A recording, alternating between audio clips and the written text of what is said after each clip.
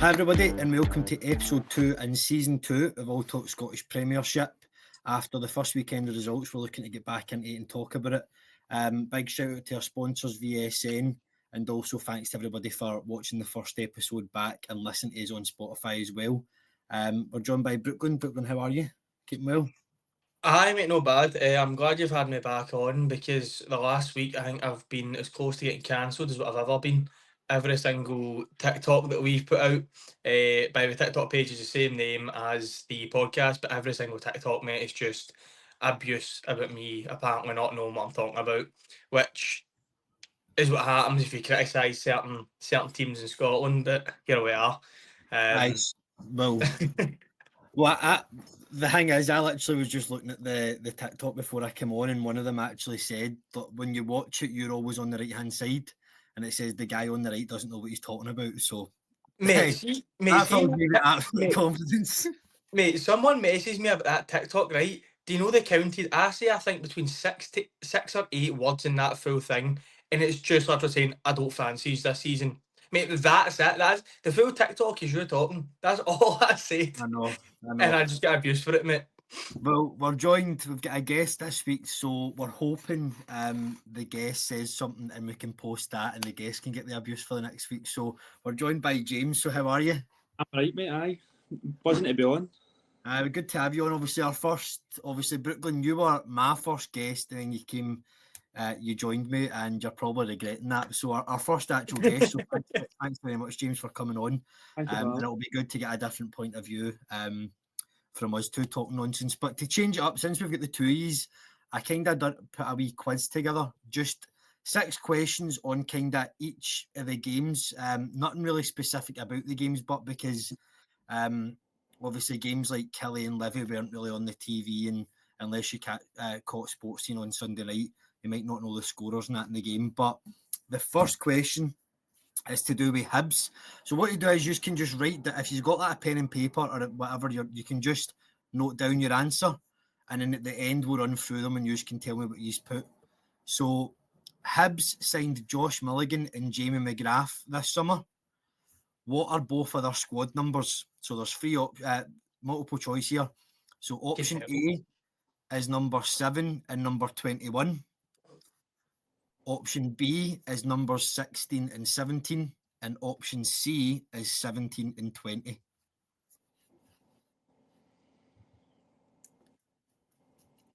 Moving on to the next question. Who scored the first goal in the Hearts vs Aberdeen game? No multiple choice for that, as it was only 2-0 to Hearts. So there you go. That narrows it down, maybe. If you need me to run through it, and again, just ask me, but we'll go back through them. In the Falkirk and Dundee United game, which ended 2 each, how many bookings were in the game? So you had A, 0, B, 8, or C, 6. Mate, this is complete get. The second one I definitely know. The first one I'm 50-50 on. Mate, the last one's complete guesswork. For a first game of the season, it could be a bit feisty, but also at the same time, players might be saving themselves as well. So that I was kind of shocked by when I found that out. So Motherwell v Rangers at the weekend. Obviously, that was a draw. When was the last time Rangers beat Motherwell in the league? Was it A, February the 4th of 2025, so just towards the end of last season? Was it November the 3rd, 2024, so sort of the midway point of the season? Or August the 10th, 2024, right at the start of last season? Some terrific questions here, by the way, that I've made up in the last short hour. I don't mind that. I don't mind that question at all. So Killie and Livy were 2 each at the weekend, but both of them were in the same Premier Sports Cup group. Who finished top of the group between the two?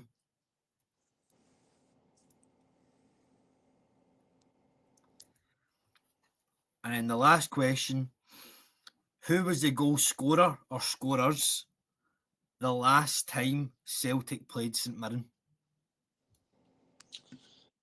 Oh.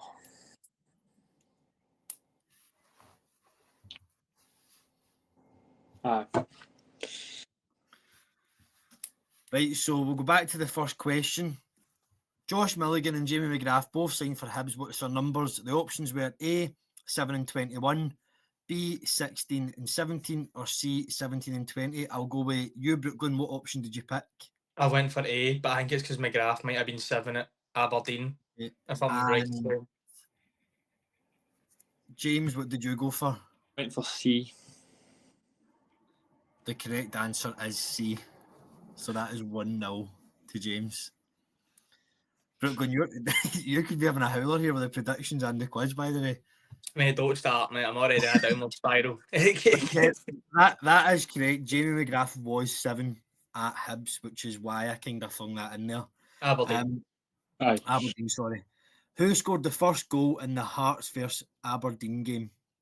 Who did you go with? Graham Shinney on goal.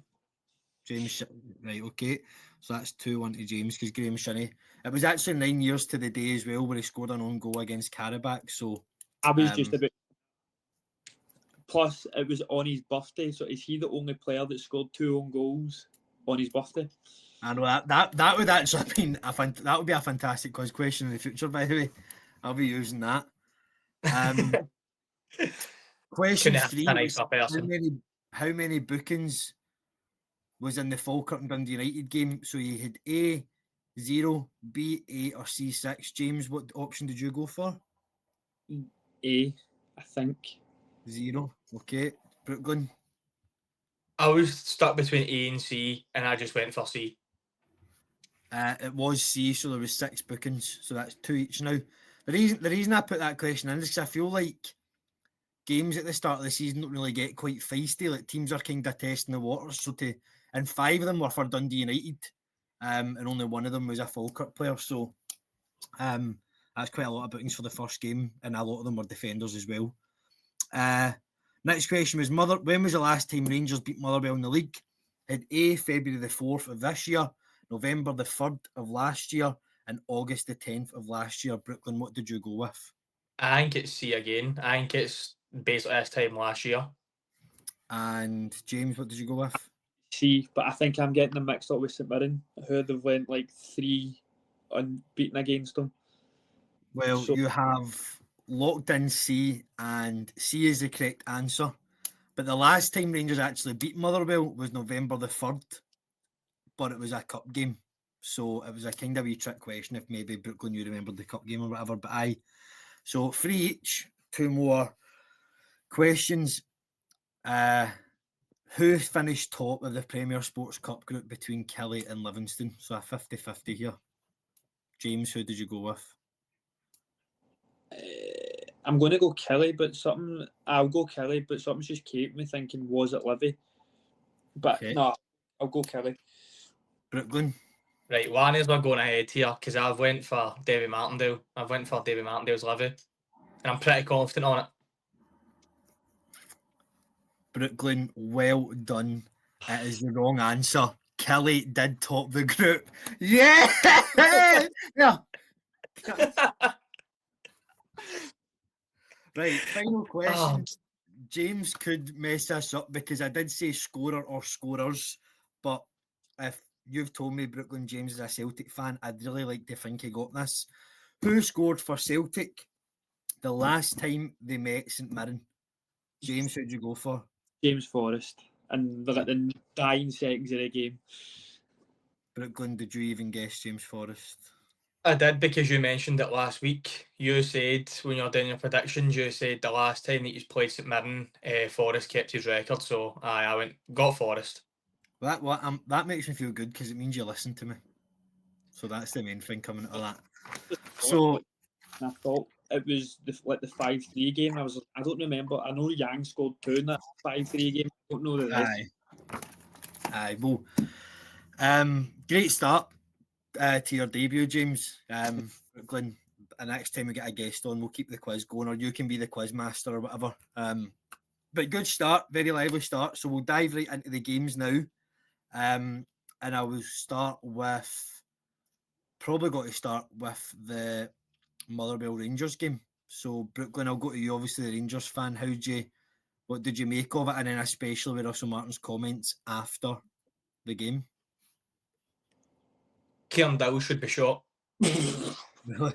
that's I mean, that's all there is to say. Like, you watch, see you're never really going to appease the full kind of fan base, and obviously we'll probably touch on the European game a bit later on, but it's so divided. Like, see if you're sitting in the stands, and I imagine Parkhead is the same, especially under Ange and probably more so Rodgers now. You get half the fan base will be complaining that you're playing it for the back, but the minute you kick the ball long, that's a fucking issue as well, because all you're doing is inviting pressure.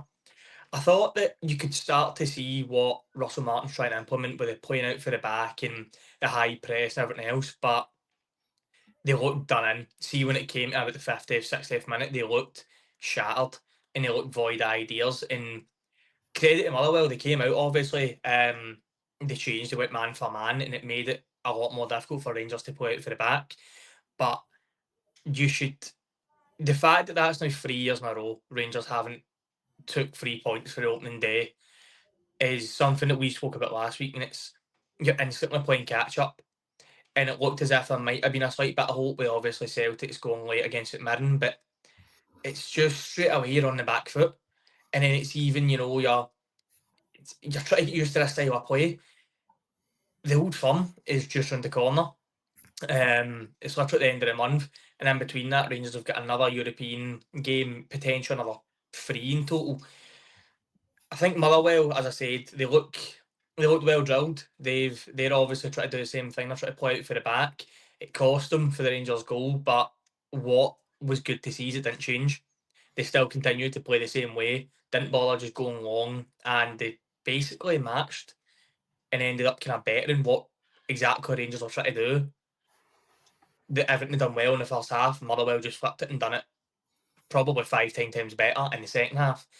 So you can see there's a start kind of shape forming a style of play, but you're never going to get anywhere if you keep Kieran Dowell playing 90 minutes, because we made 5 subs, and every time someone was warming up, I went, right, it makes sense to take Dowell off now and put so-and-so out there, move someone up.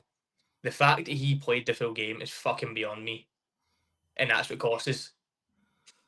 Well, that was a very good rundown. To be fair, I can't disagree with Dowell. James, did you watch any? Did you manage to catch the game? I seen a bit of it before I had to go to a 80s themed 30th. I seen the Rangers goal and then left just after it. But like, I actually thought that was Motherwell without Lennon Miller as well, controlling the play. I can't mind the boy's name, but there was one point the boy takes it off the centre back and he drops his shoulder. 2 Rangers boys go towards Motherwell goal. He spins and Motherwell were in. I think if Motherwell had a clinical striker, I think they probably could have been out of sight. They've got pace in the wide areas. I just feel as if they're lacking something up front. But the party I went to, there was a good few Rangers fans here, and they were all said the same. They just went, we were actually lucky to get a draw. I would agree with that, to be fair, and it's weird, obviously, like how like Rangers, they've had this thing for years. I mean, I'm not saying Victoria Pilsen are world beaters, but to then go out, obviously we're filming this on the Wednesday, so last night Rangers went out and won 3-0 against Victoria Pilsen, definitely putting them through to the next round to face either Salzburg or Bruges. But I don't get how it's been a thing for years where they struggle in teams where games where they're kind of supposed to win.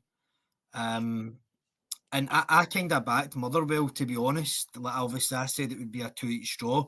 But like you said, Brooklyn, I just kind of said that because the past 2 years they've not won an opening game. But Motherwell did look good. And obviously, I said that last week with their manager wanting to play out for the back. There was a few times where you could tell that they weren't used to it. So instead of maybe the guy receiving the ball in the middle could have turned and played, they actually just went back the way. But that will come with doing it week in, week out, and I do hope he sticks to it. But Russell Martin, people could say, we said that about Stephen Presley as well, like coming out to the media and just saying what's going on in his head. But it was such a dangerous thing to do after the first league game, because you could potentially lose the dressing room, or lose some people early doors. And then obviously I seen a tweet that the Rangers team got leaked 8 hours before the game against Pilsen. So people were kind of saying, oh, what if that's one of the players that he upset already turning on him? But I think last night proves that he's not scared to make changes as well. But the reason Rangers were poor, but is I think because Motherwell made them play that way. But what do you think of a few of the new signings, Brooklyn, like Rothwell and stuff like that, do you think they performed? I'm just going to turn my light on, by the way, you can keep talking. Mate, I was about to say, I was actually looking at you thinking you might be just hiding away in the shadows. It's kind of good that you touched on. Mate, it's good you touched on the European game there, because it ties into everything that went wrong with the Motherwell game. It seemed as if it was complete opposite. That was everything that went right in the European game. So you had Kieran Dill, who isn't a winger. He doesn't have any pace. He didn't really look to get in behind, play any dangerous passes. Ant-Man looks as if he's going to do that. He's like deceptively quick as well for being 6'1". Gassama, obviously, what these new signings need to realise is in Europe, you actually have, which is mental to say, you've got more space. You end up with more space and more time in European games, because whether you're a Rangers or Celtic, it's any club that's playing you, that's their cup final. They're going to go man for man, and they're going to run that extra 5-10 yards every single time. So that's where Gassama, although he wasn't the issue against Motherwell, but he just couldn't get that time or that space because he was getting doubled up, if not free. But you can do that when you've only got one winger, the way we did against Motherwell.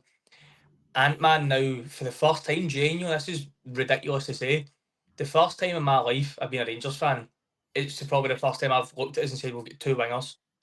Because it's always either a left or a right. We've never had two wingers at the one time that are actually dangerous and good out balls. Because even if you're going back as far as Candeas, we didn't really have, we had Barry Mackay on the left. And then you look at, we had Sima and we've had Cherny, left winger, right winger. There was nothing on the other side. Obviously, we brought Cortez in. He's barely kicked the ball.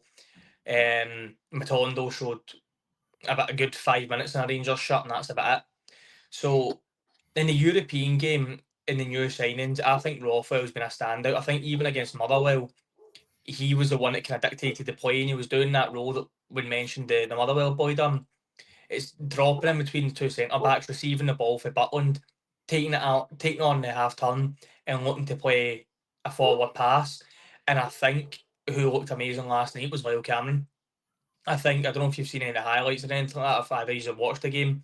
I did But watch I thought every time that Lyle Cameron, he was picking up spaces, and he wasn't just playing the ball back inside. He was taking it, looking over his shoulder, and looking to play the ball into the channel. Which, when you've got two fast wingers, that's what you should be doing. You should be being direct. So I think obviously Rangers made 9 signings. I don't imagine all of them are going to be hits. I don't imagine all of them are going to click. But again, for the first time in a long time, you're looking at a Rangers bench and going as actually strength in numbers. You can make substitutions that will hopefully affect the game, and you think that they will. Obviously, Tav and Raskin and Danilo had all been dropped for last night. Whether obviously it's attitude, ego, some of the rumours people are saying it is, they're the kind of the issue in the squad, whatever it may be, to still be able to bring on a £6 million striker, a captain, and someone that has been rumoured to be leaving for anything between 8 to 15, 20 million. That's a very, very strong bench to look at. So there's still a lot of hope. It's still very early in the season, and I think that's the thing. It's because Rangers went into the European stages so soon, you're actually forgetting that we're still only one league game in, despite playing 4 or 5 competitive games. But they're going to need a big squad because, as we said, they've got the Saturday night game, then they've got to have a 6 o'clock kickoff, so 48 hours later, 72 hours later, sorry, they've got the away leg in Europe, and then they're straight back, another league game, and then again, double header in Europe in the Old Firm. So there's not really a chance to breathe as a kind of Rangers fan now. you're just hoping that over the kind of coming weeks, the style of play starts to adapt and you start to see the ball maybe moved a bit quicker is probably the main thing, and people maybe taking a bit more risks instead of just keeping the ball, maybe trying to break the lines. But that'll come with time. That's the main thing. It's you've got to just obviously no one's going to be happy about dropping points, but you also need to understand it's still very early on in the project. What about you, James? Like, does being a Celtic fan, does Rangers sort of worry you? Like, or At this exact moment in time with the squad that Celtic have got and the just radio silence, like every morning I'm waking up, I'm checking my phone, hoping there is a sniff of a rumour and there's nothing. I'm just think like they finally get two wingers, two positions that Celtic need, and I think if we finally get players in, I think you will get good Old Firm derbies, two teams going at each other. But right now, you look at them in Europe and you go, aye, and then you look at them against Motherwell and you're just like, no, there's nothing to worry about. aye. It's weird. It's weird how Rangers are like that, and obviously there is a possibility Rangers can get to the Champions League and Celtic actually don't. But as now right now as we're talking, Salzburg are playing Bruges. Obviously they're still in our leg, but I think if Rangers get Bruges, I don't think they'll get past them. I think Bruges were really strong last year. Obviously they came to Parkhead and gave Celtic a good game, and I'm sure they actually put Atalanta out in the knockout round as well. So we played Bruges pre-season there and drew 2 each, and that was with the duds. Obviously, I'm not saying that Bruges played their strongest team, but at least we maybe get a wee bit of insight to them. Although it's one of those, it's no one's going to be easy in Europe. Even obviously for Celtic, they got the kind of, you'd maybe say the easier draw, but we all know in Europe there's no such thing. But just while we're kind of again touching on transfers, the new boy that Celtic brought in, the centre back, I'm not even getting into this, man. I'm no saying the name, but I looked at it earlier. I'm not talking about it unless you say his name. Mate, right. Listen, big Simpson pussy, right? So he's, for what I've seen, he's made 6 senior appearances. He's 19 years old. Celtic fans have obviously been saying that the main issue going into European qualifiers is you don't want to be starting Liam Scales. Do you think it's a good signing not to be trusting a 19-year-old that's only played 6 games? Like, do you think that's, even though he's from Man City, so you do imagine he's got pedigree, but I still think, do you think it's quite a big risk to be going in with such a kind of youthful player into such a big game? To be fair, he did win Premier League 2 Player of the Year last year. And I think Guardiola has come out and raved about him. He played us last year when we played Man City in pre-season, but I only think he got like 10 minutes. That's the thing. I don't know what foot he is. Rodgers loves a left-footed centre-back. That's why we went and got trusted left-footed. I don't actually know what foot this boy plays with. So I don't know if he's coming in to be back up to Carter Vickers, who needs to be rotated because he either just had surgery or he's needs surgery. Nobody can quite work out what's happened with him. So is he going to be stepping in for Carter Vickers when he needs a rest? Or is he actually left-footed? Nobody. I don't actually know what foot he plays with, to be honest. It's just one of these ones. You're going into, you're struggling for transfers and you're phoning up a top academy that you've worked with previously and went, who have you got for me? I think, I don't know, I hate to say it, but maybe his injuries has kept him at Celtic, but I think with him coming in, I have a sneaky feeling we're going to bring in another centre-back, and I think Vickers will be away. There is another centre-back, but as of right now, just go and get a winger, man. Like, I know. A winger is massive, and I think... Did the new Japanese striker, did he feature at all at the weekend there, or is it? No, but I don't get that, because see, when he played in pre-season, he looked lively, and he just gave us something up front, and I honestly did stand up for Ida for a long time. I did, but watching that performance, obviously I was on holiday and I had a couple of Guinnesses in me, but even with a couple of Guinnesses in me, rank rotten, man. It's a shame, but I think obviously he's a bit like Luke McKibben, where there's games Luke McKibben has started for Celtic. I mean, we've kind of moved on to Celtic now, so obviously Celtic only won 1-0 against St Mirren, but they got the win. But Luke McKibben, when he starts games, he kind of doesn't do anything, but it's when he comes on and he injects some energy and some like determination into the game, he does well and he scores, or he gets an assist, or he just plays well. And that's the same with Ida. When you look at the majority of his goals, you know, even though it went down as an own goal, but Young Boys, he came on that game. The goal at Ibrox against Rangers last season in the free each game, the 2 goals against Motherwell, he scored against St Mirren at Parkhead, and in the cup final against Rangers. All these games he came on to the game. He never ever started them. So I think we really, really need a striker. And to be honest, I love Maeda, but that on Sunday is just like, nah, you can't be our main man, because that's a 1-on-1 against Rangers, Aberdeen in the cup final, and then against St Mirren on Sunday, and he's missed all 3 of them. Like, you can't be missing all 3 of them, and you probably shouldn't be missing one of them. You know, they were easy 1-on-ones, so I don't want Maeda to be our front man. I think we need to bring in a striker, and to be honest, I would be happy with 1 winger. I'd rather just get a winger in, never mind 2, but a winger is the main thing. Would you take back to both of you? I've seen there's rumours that Giakoumakis is back on the market. No, Is that Nah. No? no, I wouldn't. I think he's literally bounced from club to club since he left. Done all right at Atlanta, then went to Mexico, then he went to somewhere to Mexico, somewhere else, and now he's come back to Greece.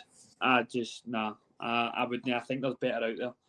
See, I would like jump at taking him right now, because I'm like, I just want somebody in the door. But when you also look at Giakoumakis as well, he was a second striker. Mate, so that's actually why I asked, because everything you said about Ida reminds me of Giakoumakis, in the sense of when you've seen Giakoumakis, people were clambering and saying, you know, deep lying blocks, start Giakoumakis, physical, build defenders, hold them up, gives you something different. And then it was because he was coming off the bench and scoring 4 or 5 games in a row, and then he would start and he would be abysmal. And I think it's like you're saying, but the problem is with Ida is the price tag. Giakoumakis was a couple of million, he was never as high as 9. And especially when Celtic obviously chased him for a full summer window, he's one of those he really needs to either have a good European campaign, or he needs to really start contributing in the league, which is ridiculous to say. Well, 1 game in, but Bear in mind, right? Giakoumakis never scored in like a cup final. He scored against Shakhtar Donetsk, but we were already out of Europe. He never scored against Rangers, but he never went missing in games. He flung himself about. Ida can actually, you could forget he's on for 60, 70 minutes. Like, it can be really, really poor.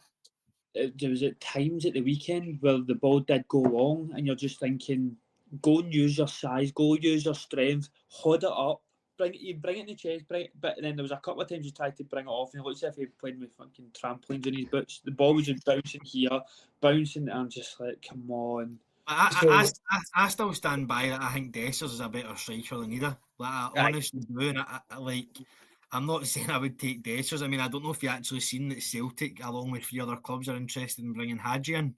Did you see that? No, but swear to God, I didn't even see that.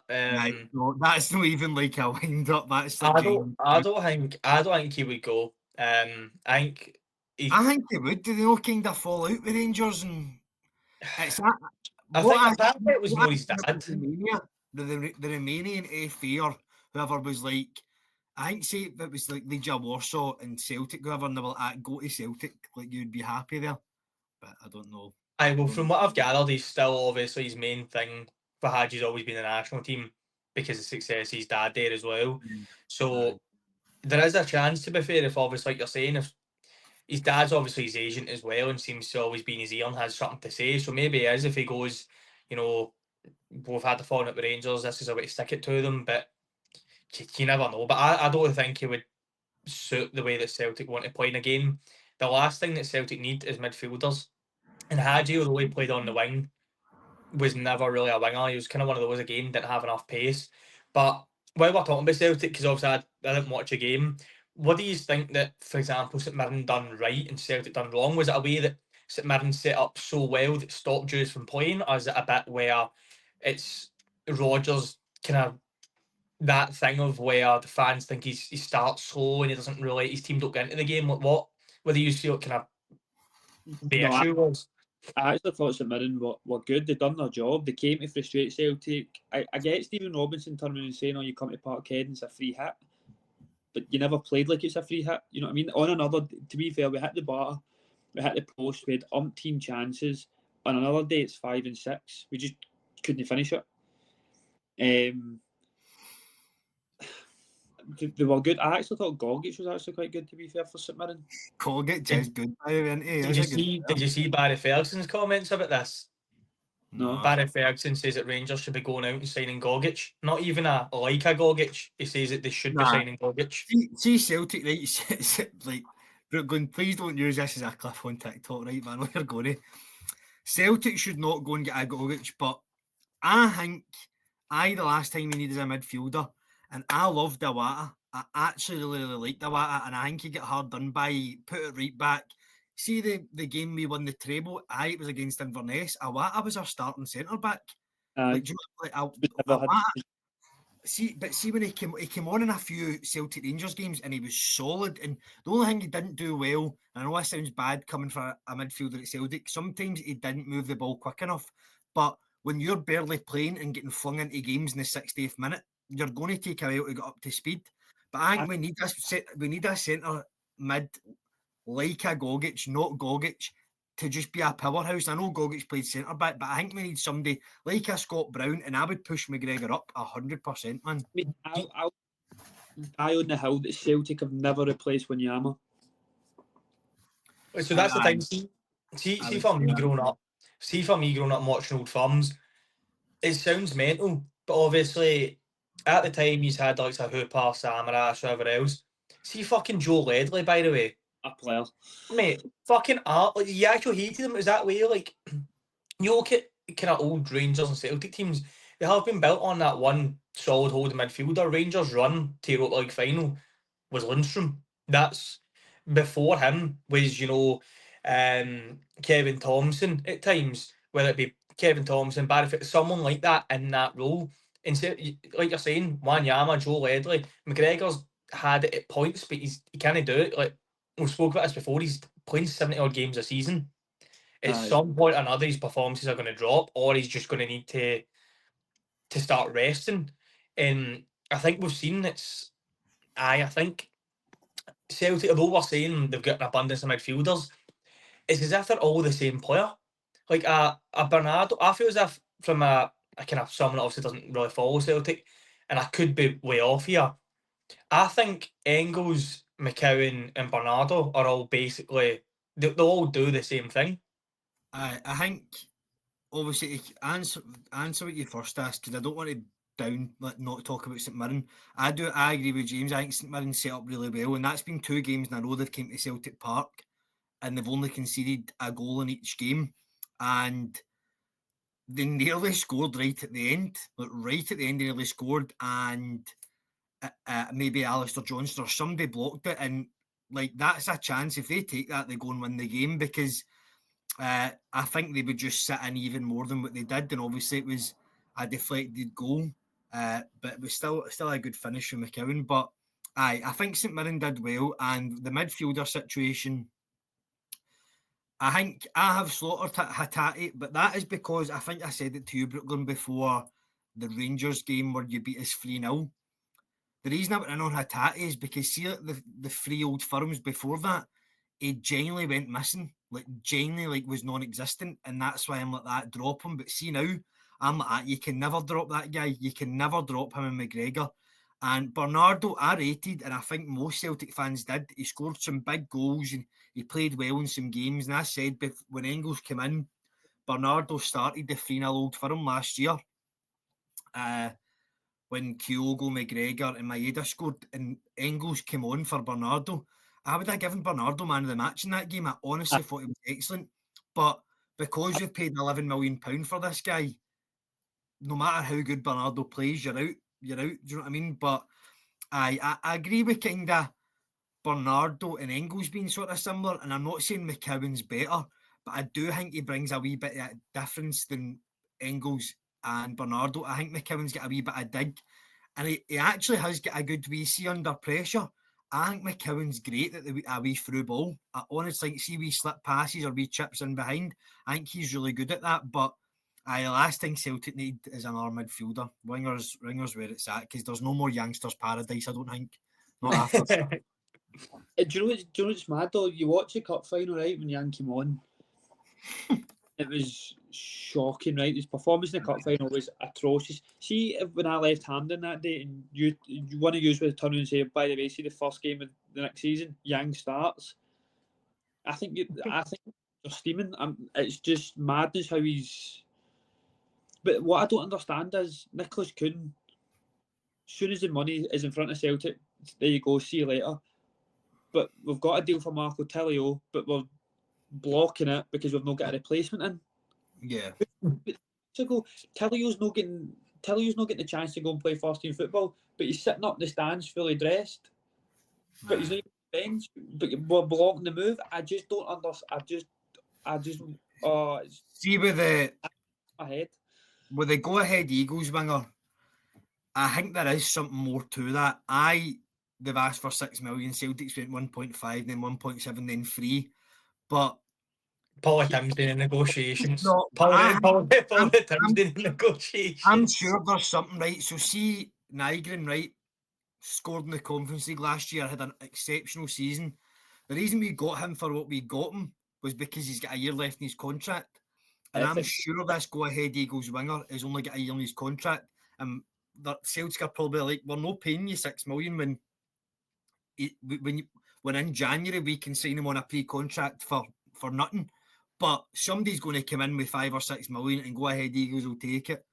But I think there's something more to that. And as I put in one of the posts, Brooklyn, like there's no way the Celtic board are deliberately doing this. There's no, like, I'm not standing up for the board here. Like, I'm not trying to get fucking free tickets to games and the comfy seats and it like that. But there's no way the board are like allowing this to happen. Like, I just think maybe there is something going on with them and Rodgers, and they're maybe just like, do you know what? We'll give you enough to maybe get you by, and whether you win the league or lose the league, you're gone. And then when whoever comes in next, they'll give him the money. See, the confusing thing to me about the go-ahead Eagles winger that Celtic have been chasing is the Celtic model for so many years is going in for a player. The player either says aye or no. If they say no, Celtic have had a list of players that go, right, well, that's fine. So, for example, if the theory and the logic maybe is, we'll go to him in January. If he doesn't move in the summer, we'll get him in January as a pre-contract or a cut-down fee if the league's still close. But over the years, Celtic have been so good at setting that plan and going, right, it's on to the next one. So, it's, for me, if the outside looking in, it's the radio silence. There's absolutely nothing. Like, every single day, Rangers seem to either be linked with someone or a signing comes out absolutely nowhere, which is what I've seen people obviously say before the takeover happened, is that this group seem to keep the transfer negotiations very quiet, and then out of nowhere they've signed someone. I feel as if you're not hearing anything. The first one you did hear was a centre-back for Man City, and obviously that's a loan signing, which Rangers, Celtic fans and football fans around the world always fall in love with loan players, but it's no really what excites you as a fan. You want to know that you're bringing in someone that's going to be there and be there for the European campaigns and seasons to come and trebles and whatever it may be. So it is interesting, but speaking of, obviously, because we spent quite a lot of time talking about the Old Firm, probably time to talk about your favourite player, Shay, a former Celtic man. It made his return to Scottish Premiership, Big Scott Bain. How do you think that Falkirk got on, if any of you have caught the game or the highlights? I actually watched that game as well. I found a nice wee pub. Just because of Scott Bain in it. That's the only reason. Found a nice wee pub when I was on holiday, and they had that game on as well. So it was on Sky Sports. I think, obviously, Brooklyn, me and you both backed Falkirk to win. Probably just because Dundee United European. European game, which they also got through as well. So congratulations to them. Not sure if they'll get through this week, or this round, sorry, but I think it was a good game. It was very fast paced, more fast paced than I expected, because I thought maybe Dundee United would be a bit sluggish because they did play in Europe and to get a draw after a European game away to Falkirk, who are a very good side, but obviously people might forget Falkirk were sort of slipping away towards, like, they nearly actually lost the league to Livy after being so far ahead. So I'm going to kind of keep that in mind with Falkirk, because obviously 2 promotions in a row is good, but they nearly bottled that league, and I would class it as nearly bottling it. And I still don't think they've signed great. Obviously, Scott Bain, one of the best goalkeepers ever to grace the Scottish Premiership. But I definitely think they could have signed better in a lot of positions. But a good point for their first game back, and obviously the stadium being full, good atmosphere, but get these AstroTurf pitches to fuck, man. That's all I've got to say on that. What about yourself, James? Did you manage to catch any or any of the highlights? Or No, I didn't. But I like McGlynn as a manager. I like what he stands for, his principles and stuff. I actually hope Falkirk will stay up. I like the fact that Falkirk's obviously in between Glasgow and Edinburgh, and a lot of their fans could go left and right, but they've sold out season tickets. You know what I mean? Like, they've got a good core fan base. I mean, it was funny last season when John McGlynn got manager of the year. What would have happened if they'd have bottled the league when manager of the year was already locked in? You know what I mean? If Celtic had went and won the treble and Falkirk had made an arse of the league, John McGlynn would still get manager of the year over Brendan Rodgers. That's why I think, like, the award should be way after the season. But Dundee United, I don't know about them this year, to be honest. Just quickly, Brooklyn is placed them in predictions wise 10th. I've put them 8th, so we both don't think they'll have a great season as well. I just think, obviously, I don't know, obviously, what was that the other week? They never started a single Scottish player or something as well. I think that is really, really important, and I'm not just trying to be biased to Scotland. I just think, you know, people say that, I don't want to go back to Celtic Rangers, but people do say that about, like, Celtic Rangers games, but you need to have players there that knows what it means. Maybe something Rangers haven't had for a long time. So Dundee United, you could look at it, they're bringing people in that don't know much about this league, possibly don't care much about this league, so they might not feel any pressure. But if they end up in a bad situation and they've got players that don't know how to grind out results, don't know how to go away to Livy on an AstroTurf pitch where the stadium's half empty, like, you need Scottish boys in that situation. So obviously all 3 of us kind of a bit hesitant on them, but it was a good first point for them. But do you think as well they'll get through, or do you think that's their European? So I think to be fair as well, but it's that way where we're talking about Falkirk potentially bottling the league last season. You're actually looking at Dundee United and going, they were 2-0 up in this game. They're 2-0 up away from home, and they've managed to, rightly or wrongly, as much as we've obviously praised McGlynn, said that we like the look of Falkirk and everything else, so we back them, it's still a newly promoted side. So you're going 2-0 up against the league's new boys, and you're losing a 2-goal lead, and it's away from home, it's a sellout crowd, whatever else, but you can't be doing that. You can't be dropping points like that. It doesn't matter really the circumstance. If you're 2-0 up in the game away to a newly promoted, you should be holding on to that. How many times here did Sam Dalby pull him out of hole? Aye, so that's it. I don't know if I said that they were 2-0 up, but they went ahead twice, sorry, is what I meant to say. So they went 1-0, 1 each, 2-1, 2 each.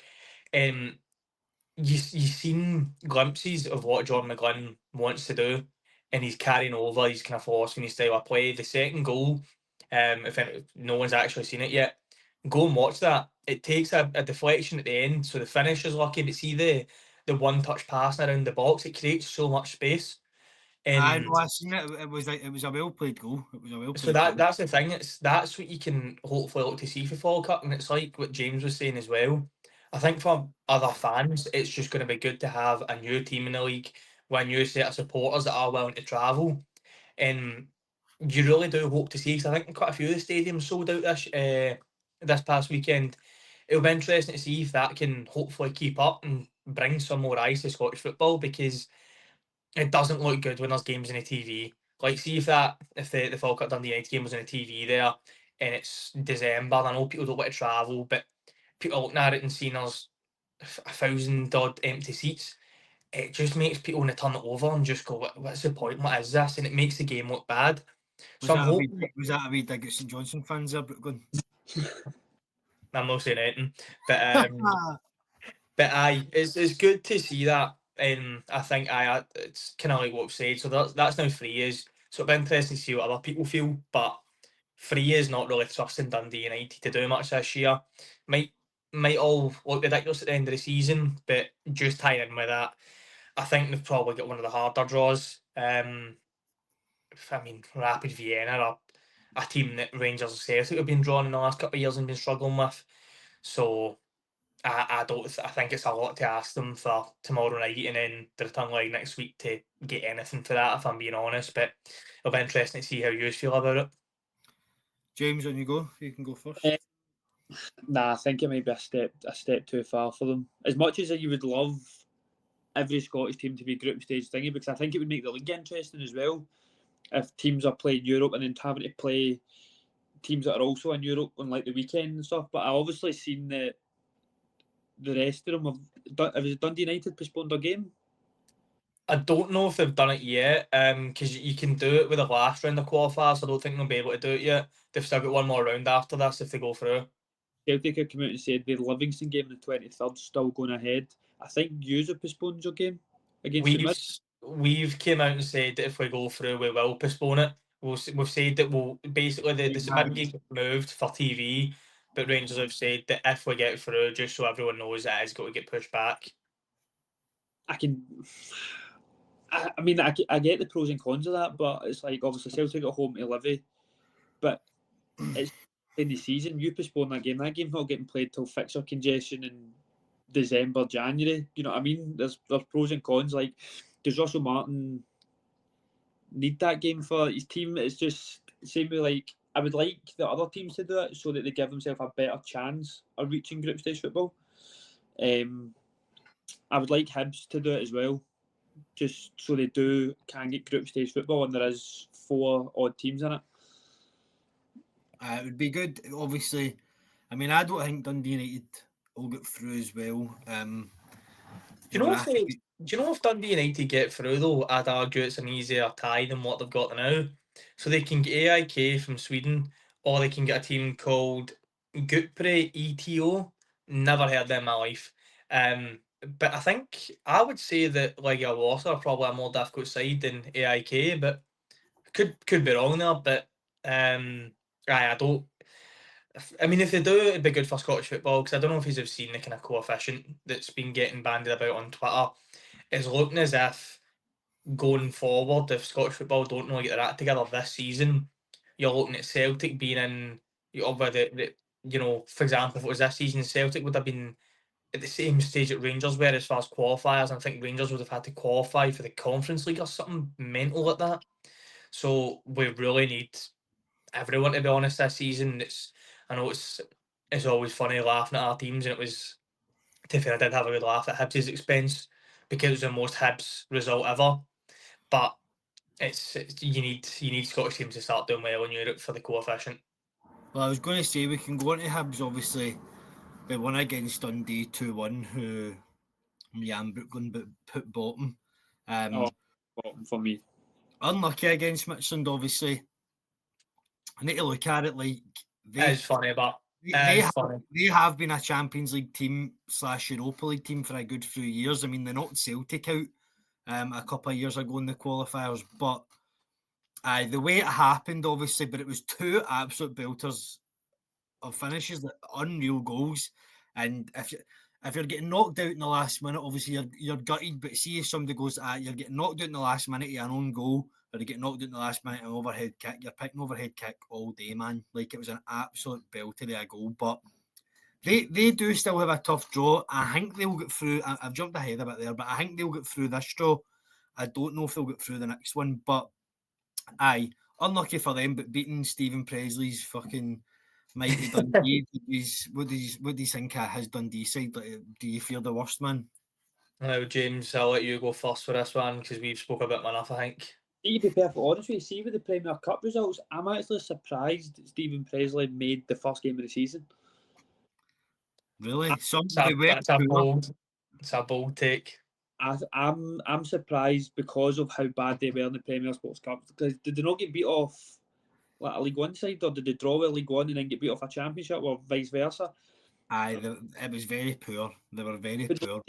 It's not easy if they, like, fair enough if a new manager comes in and it goes horribly wrong like one game, it's fine. No Dundee fan wanted him. They're like, it was so out the blue, like so left field. But and obviously watching the results coming in the Premier Sports Cup, if Stephen Presley makes it to Halloween, he's done well. I think their approach to the game at the weekend was absolutely mental. It was as if they didn't know what they were doing, and they've probably not got the players to do it, but still have a go. Still go at Hibs. I felt like they never at all. It was as if they were playing for like damage limitation. It's like, see when you watch a team like for when we were all younger, it's like Sunderland would always do the great escape out of Wigan to get to the last 8 games of the season and just be 10 men behind the ball and praying. The fact that Dundee are setting up like that in the opening day of the season at home is terrifying. Again, it's like a Hibs team as well that, like we're saying, just went through heartbreak and just get knocked out in the last minute of Europe. It was obviously a home game. It wasn't as if they travelled, but it's still a team that are probably quite low in morale, and they've went there, and it's just Dundee just didn't look as if they could be bothered. Like it's really, really concerning, and whether that's because they've lost 9 first-team players. It's obviously probably a mixture of everything, but they've lost 9 first-team players. They've not really brought anyone in, and they've brought in quite an underwhelming manager. I think your Tony Dock shout taking over, and it's now that if we're going to combine it, it might be worth putting a wee bet on. Obviously, 18 plus gamble responsibly, but Stephen Presley to be sacked and Tony Dock to be the Dundee manager by Halloween. Nah, I don't think he goes back there. There's no way. That's the way it happened. I think it's a case of he phones him up. I think if Dundee phone him up, I think he laughs at them down the phone and just puts the phone down. I can't believe they get rid of him. I still can't believe they actually get rid of him. I would actually be disappointed in him if he went back, but I know he does. You're not mad, just disappointed in him. I know he kind of stays up Dundee way, so it is kind of low at him. I mean, if Jim Goodwin maybe parts ways and he goes to Dundee United, that would maybe be a good laugh. But obviously I did say maybe with how bad people think Stephen Presley will do. Maybe that will take the pressure off them and maybe they'll actually do well. But with the Premier Sports results and the way they played, I mean, 2-1 to Hibs actually isn't a poor result because Hibs have been really, really good. But it's the first game of the season.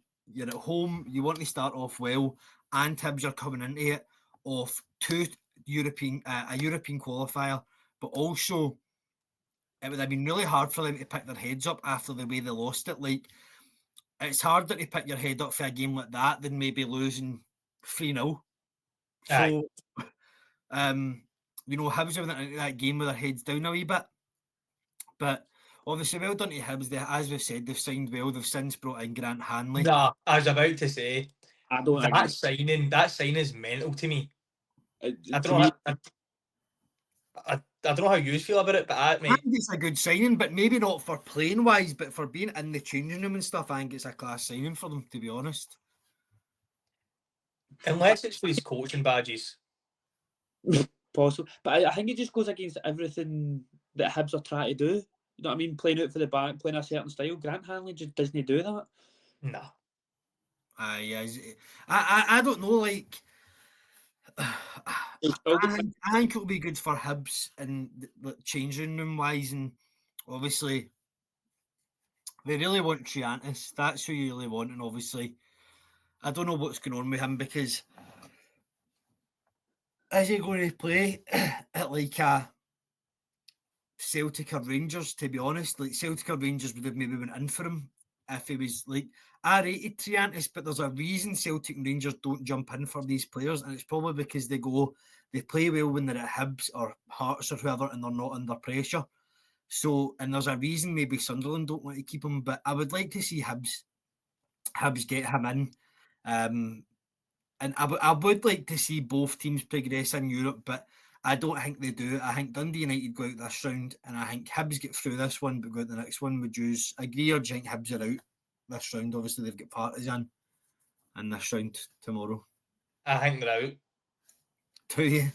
Mate, do you know, I do think that with these kind of European sides, we can maybe compare them to, if they play the Rangers or Celtic. Hibs obviously don't have a massive budget, so they're probably still competing against 10 times the kind of wage structure, everything else that these teams have. I think if Hibs are going to have a good season and do well in Europe, it's because of Kieran Bowie. I think he looks very, very good. And it'd be interesting to see. We can obviously circle back to the European conversation, but I'd like to see both of your opinions. Does Kieran Bowie deserve right now to be in the Scotland squad and potentially be in the conversation for the starting striker? Yes, in the squad, yes. Starting striker, maybe not. But if he scores,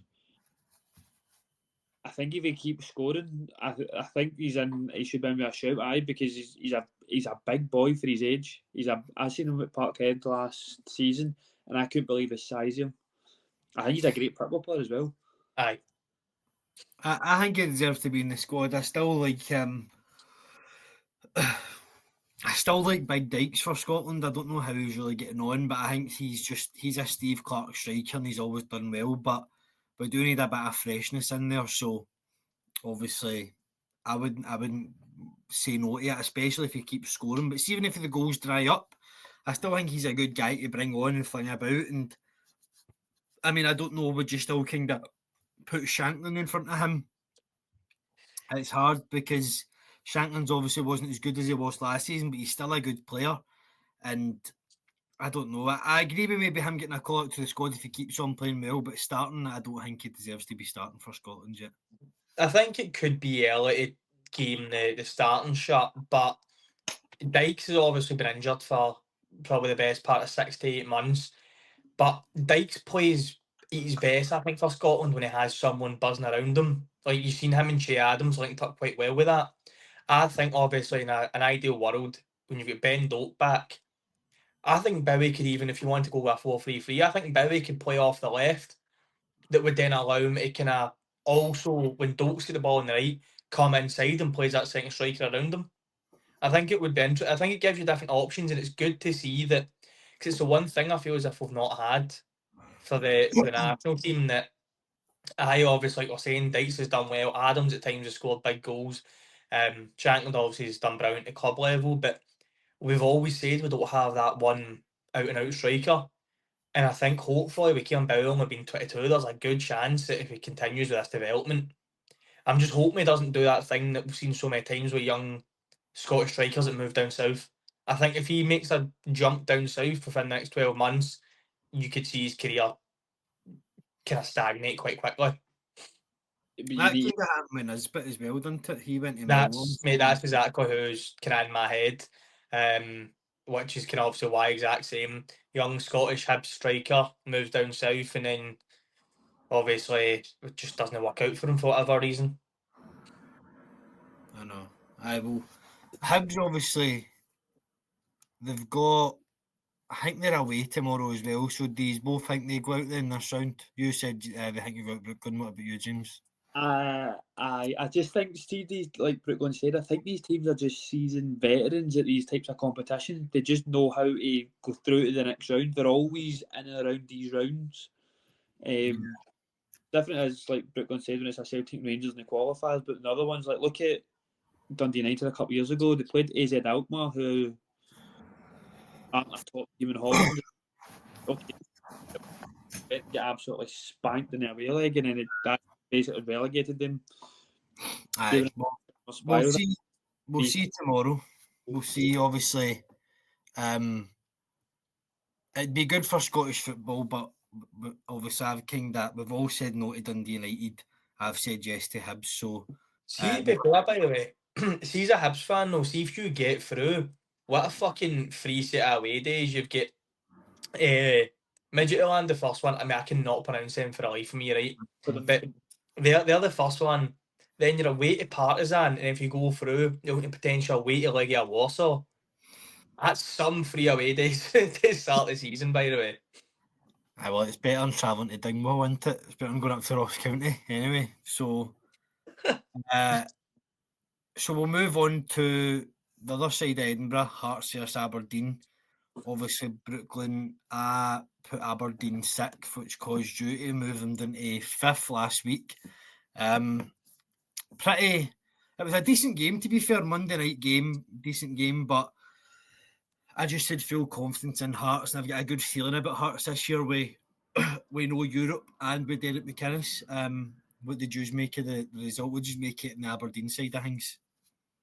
James, I'll let you go first. I thought Aberdeen were poor. I thought they would be slightly better than what they were. I thought they were poor. They just seem to have anything. I get the Papa Gay. He's left. He gave them some width and some speed up front, but I just thought they had nothing. Aye, I think Aberdeen.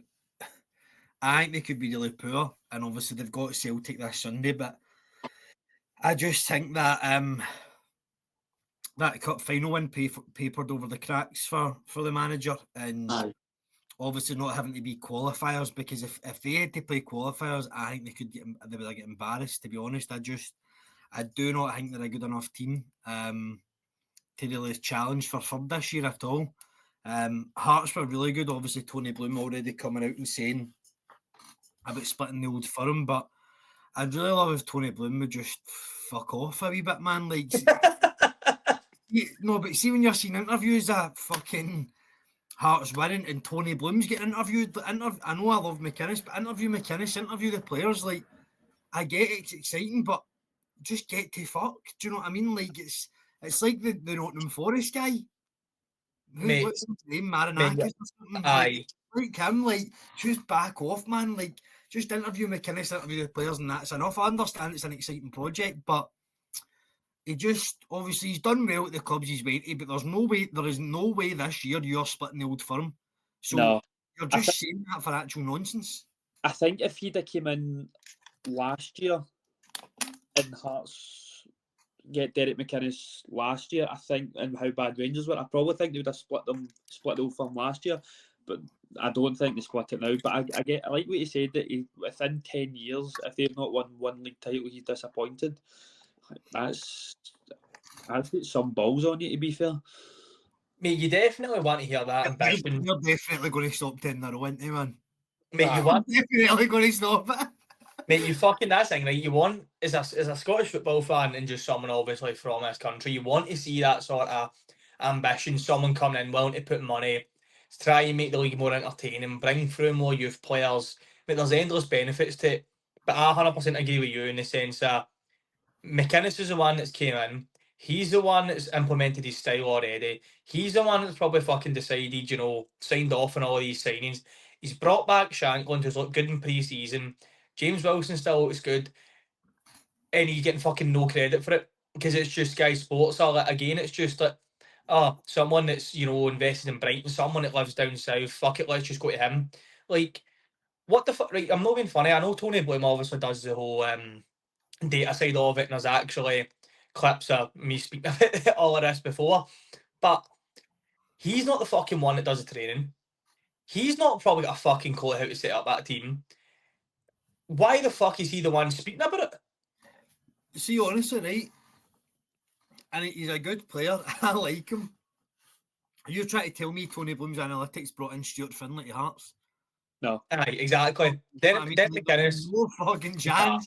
And it's just like analytics, and it's absolute pish. Like, it's just constant Tony Bloom. Like, Hearts could... I honestly think this season, all this stuff's too soon. So see if Hearts went and won the Scottish Cup, it would be Tony Bloom's analytics Hearts have won the Scottish Cup, but it actually isn't. It's Hearts have won the Scottish Cup. It is positive, and I'm not trying. I know I'm being negative towards, but I'm only being negative towards it because it's all you see. It's like Hearts beat Aberdeen 2-0. Tony Bloom interviewed on his analytics, but Hearts beat Aberdeen 2-0 for being good on the pitch. Like, they were really, really good. They were obviously, Shanklin scored a disallowed goal. It was an absolute topper. But I don't believe, as you said, but his analytics have brought in all these players. There's no way, I like Derek McInnes, there's no way his analytics have brought in Derek McInnes. There's no way. Nah. So, aye, mate, everything you've kind of said, mate, is fucking spot on. At the end of the day, it's all down to the manager, and it's all down to the fact that he's came in and you can already see a Derek McInnes side, and that's the main thing, and that's something Derek McInnes does. He done it well, obviously, at Aberdeen way back when. He done it when he went to Kilmarnock, and now you're seeing it at Hearts. He knows how to fucking set up teams, especially at home, and be hard to beat. But at times as well, they obviously play good football. But I think, do you remember years ago when Andy Murray played? And it was if Andy Murray lost, he was Scottish. And if Andy Murray won, he was British. Mate, you're running the risk of Hearts. Well, if Hearts lose, it's going to be Derek McInnes' Hearts, and it'll be Derek McInnes in front of the interviews. If they do well, it's going to be Tony Bloom doing interviews and Tony Bloom's analytics. And look how good it won't be again. It's like you're saying, it will only be a Derek McInnes brings in Claudio Braga. Look how good he's been. It'll be Tony Bloom's fucking laptop found this guy for fuck knows where. Look at him now. It's ridiculous, man. It's as much as analytics is in football and it's not going to go anywhere. You need to still find that balance, realising that a lot of it comes down to day in the training park. See, to be fair, but Braga's a player. I like the look of him. Never mind that, mate. His chant's a fucking topper as well. That might be better. It might be better than a Hibs chant. It might be.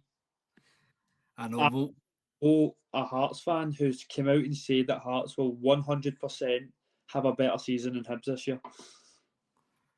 I think they will.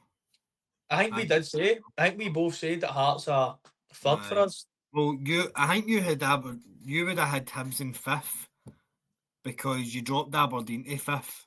So you must have had Aberdeen fourth and Hibs fifth and Hearts third. But I've got Hearts third as well. I think they will. Just for the no Europe, like I know Hibs and Dundee United within 4 weeks' time might not be in Europe, but I just think the qualifiers, it's a lot of games. I mean, as you said, Brooklyn Rangers have played however many games, but yet that weekend there was just the first game of the season. And then before you know it, we're already taking a wee break for the league fixtures next week because it's the Premier Sports Cup. So I think the games will catch up to them. But a good one for Hearts but not Tony Bloom's analytics. That's what I'll say. So final game, which was at. Oh, sorry, on you go. Oh no, do you know, mate? I just a bit of fucking tie in with that as well, because I wasn't sure if we'd forgot about Livy. So I was going to say the man who definitely hates stats, Big David Martindale. There's not a chance in hell, man. He's fucking balling with analytics. No. Well, obviously that was the first game of the league campaign we've started off and we've ended with it. But Kelly 2 each with Livy obviously went down to 10 men as well. I backed Kelly to be 10th and Livy to be 11th. Brooklyn, you've backed Kelly to be 11th and Livy to be 9th, so we've both put them down there. But to be fair, I did think it would be a draw, but I couldn't see both teams scoring 2 goals. But Big Muirhead up front for Livy, I think he'll be a player this year. He looks good, but that's never a penalty. Never in a million years is that a penalty. It was never a penalty. And obviously, we've kind of... First weekend, we know major VAR things, but you could class that as major, but not like breaking news VAR scandals yet. We'll probably need to wait till the end of August when Celtic play at Ibrox for that, for something like that to happen. But mate, I'm fucking starting the media-driven shit early. Or Rangers haven't had a penalty in X amount of weeks, we'll get that nice and early.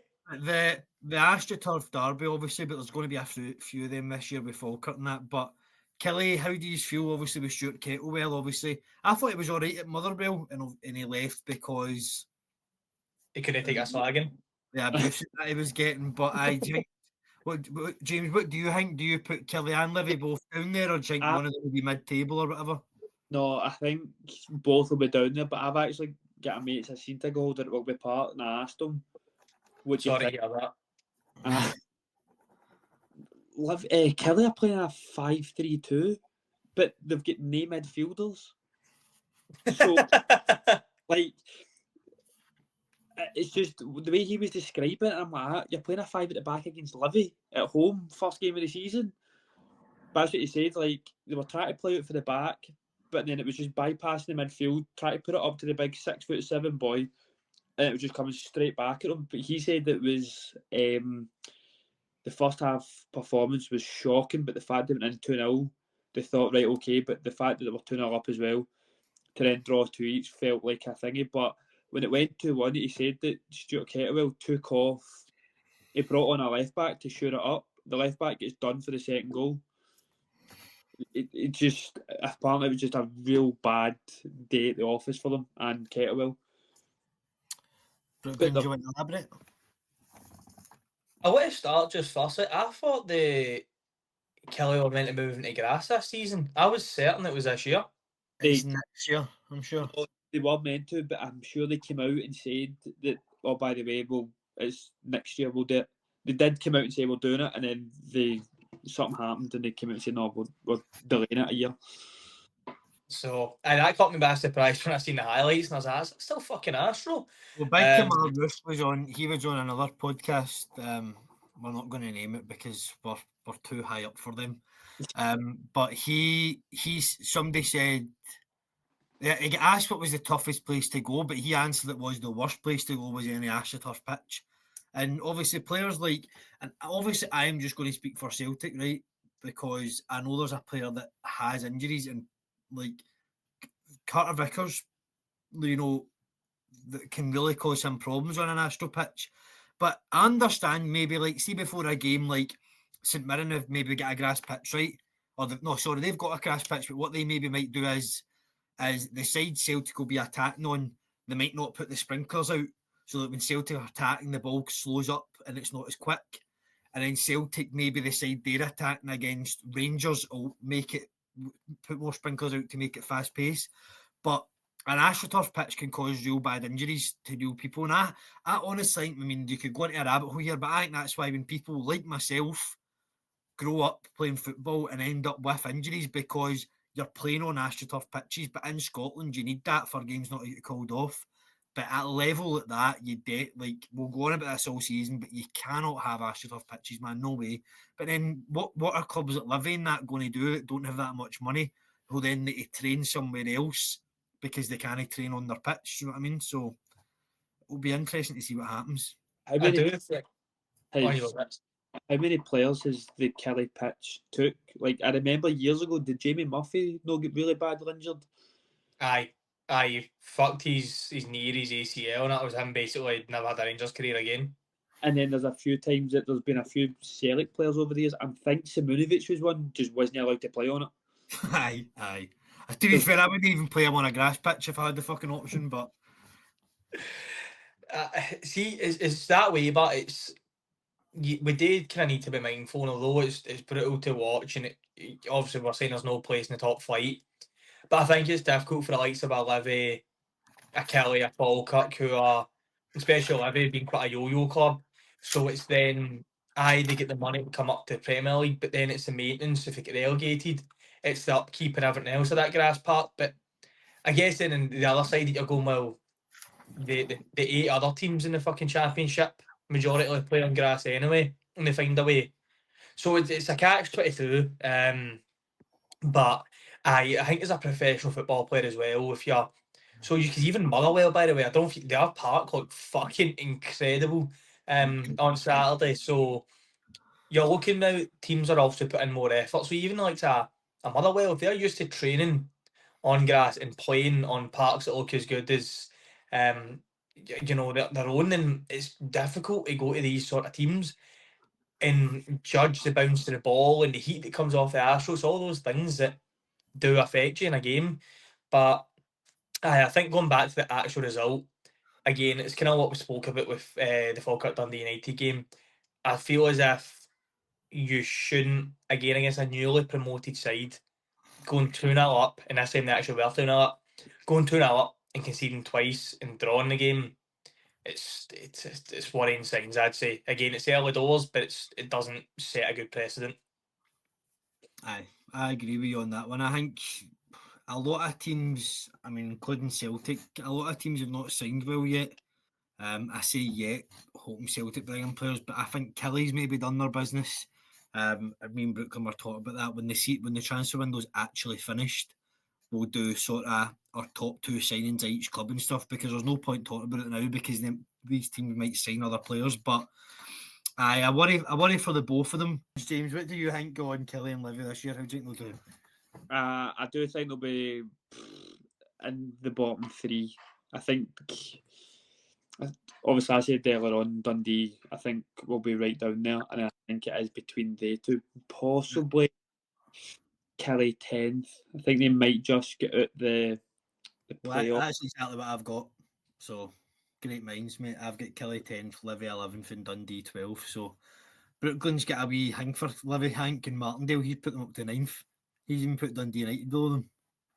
Mate, I'm telling you, these predictions, if I'm going off my score predictions last week, then fucking don't listen to me. But I mean, I'm quite confident in my table. Like, even after the opening day, there's no much. I know only one game in, Well, but we've still got our 2 bets where I said Yamada will get 15 league goals, but he didn't even come on at the weekend. But I think he'll start. I think he'll start against Aberdeen. And then you said Rangers will win the league. no, No, it's the top 6 bet, wasn't it? Aye. So going on to the predictions, obviously to start off, a good week for me, surprisingly. Brooklyn got 3 points in total, and I got 7. So what we do is, if we get if I say Celtic are going to win 2-0, but they win 4-0, I'll get 1 point. But if I say they're going to win 2-0 and they win 2-0, I get 2 points. So for Kelly Livy, I went 1 each, and Brooklyn went 2-1 Kelly. So I get a point. Motherwell Rangers, I went 2 each. Brooklyn went 3-1 Rangers. Falkirk, I went 2-1 against United, and Brooklyn went 1-0. And then Dundee Hibs, I went 2-1, and then you went 3-0 Hibs. And for Celtic St Mirren, we both went 4-0, and it was 1-0. And then Hearts Aberdeen, I went 2-0. Oh, wait, did you go 2-0 as well, or 2-1? Do you remember? Couldn't tell you, mate. We need to VR check that. There's the If you first went- fucking. well, There's the if you- first VAR mishap. I'm If you surprised. went 2-0, you've got 4 points in instead of 3. But we'll VAR check it. But moving on to this week's results, the first game. So what I'll do is, James, you can get in on it. I'll go Brooklyn, James, and then me, and then we'll go back the way to start. So James, you'll always be the second to predict. So Brooklyn, Livy versus Falkirk. My love affair with Livy is taking a break this week. I'm going to say 2-1 Falkirk. Okay. James? I'm going to go 1 each with that. 1 each. So I marked mine before Brooklyn, by the way. I always do that. I also did go 2-1 Falkirk. So maybe your top 6 shout could be coming back to bite me. For St Mirren Motherwell, I am going to back the team that I've put in 5th, and I'm going to go with 2-1 Motherwell away to St Mirren. James, what about you? I'll go 2-1 as well. 2-1. Brooklyn. Both of you have just watched St Mirren hold Celtic to the 88th minute. And But they Trust me. back to the. I'm saying 2 each. 2 each. Don't mind it.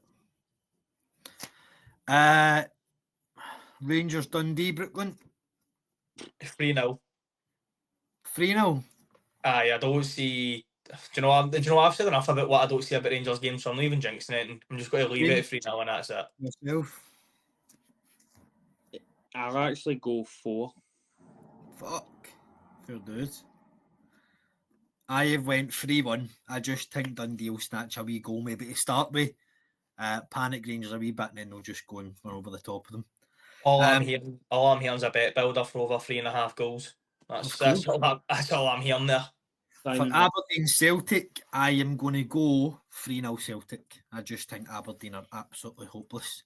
And I think Celtic will start Yamada and it'll bring a bit of energy up top. James, yourself? I would love Celtic to get some sort of revenge for the cup final and go out and absolutely hammer them, but I'm actually going to go 2-0. Celtic or Aberdeen? Sorry. Fucking had a heart attack here. Aye. Brooklyn, you look, he's thinking there's something mad here.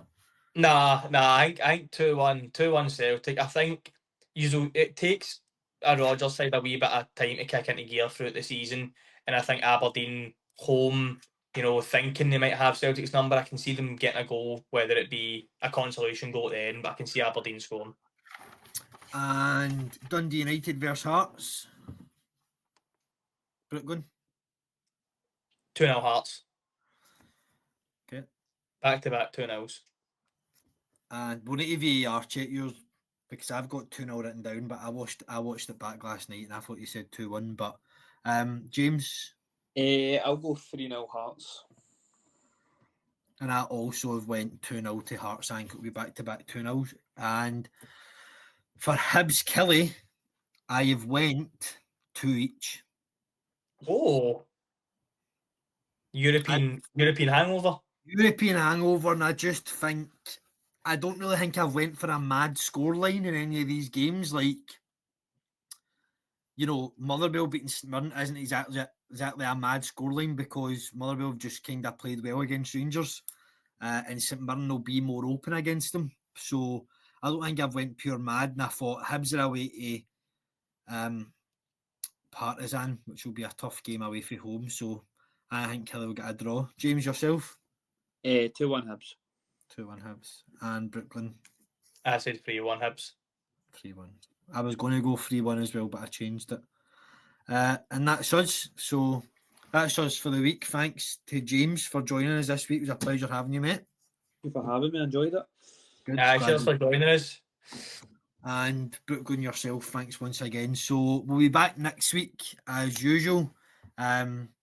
Premier Sports next week though, so we'll probably talk about the Cup as well, along with what happened in Europe. And thanks guys for joining us and hope everyone enjoyed. Cheers. Cheers, thank you.